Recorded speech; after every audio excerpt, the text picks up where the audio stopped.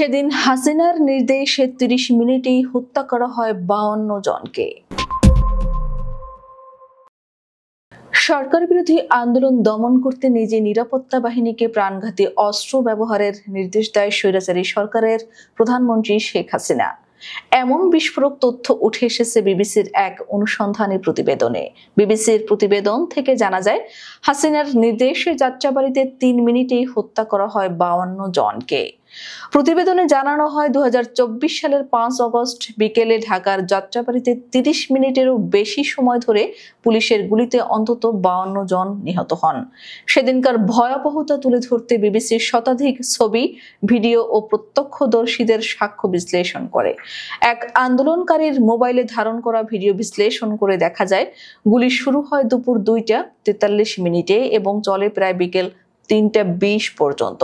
গোলাগুলির সময় পুলিশের সদস্যদের দেখা গেছে আহতদের উপর লাথি মারতে, যা ভিডিওতে স্পষ্ট ধরা পড়ে। ড্রোন ভিডিও ও হাসপাতালের রেকর্ড বিশ্লেষণ করে বিবিসি জানায়, বহু হতাহতদের রক্তাক্ত দেহ রাস্তায় পড়ে থাকতে দেখা যায় এবং ভ্যান, রিকশা, মোটরসাইকেলে করে আহতদের হাসপাতালে নিয়ে যেতে দেখা যায় আন্দোলনকারীদের। বিবিসির প্রতিবেদনে বলা হয়, পুলিশের অতিরিক্ত বল প্রয়োগ ও অপেশাদার আচরণে এই হত্যাকাণ্ড ঘটে। ঘটনা তদন্তে কয়েকজন পুলিশ কর্মকর্তার বিরুদ্ধে মামলাও হয়েছে। যাত্রাবাড়ি থানার তৎকালীন ওসিকেও অভিযুক্ত করা হয়।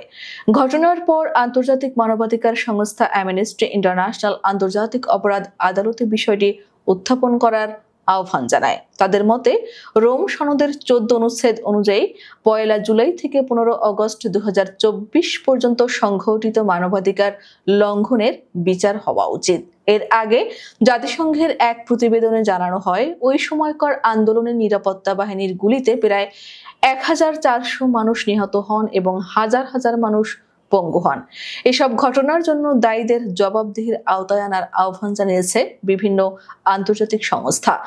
আন্দোলনকারীদের উপর গুলির নির্দেশ সংক্রান্ত শেখ হাসিনার অডিও রেকর্ডের ব্যাপারে বিবিসি উল্লেখ করে, গত ১৮ জুলাই নিজের সরকারি বাসভবন গণভবন থেকে শেখ হাসিনা ওই আলোচিত ফোনালাপটি করেন। এদিকে জুলাই গণ অভ্যুত্থানের সময় সংঘটিত মানবতা বিরোধী অপরাধে নিজের জড়িত থাকার কথা স্বীকার করেছেন সাবেক পুলিশ মহাপরিদর্শক আইজিপি চৌধুরী আব্দুল্লাহ আল মামুন।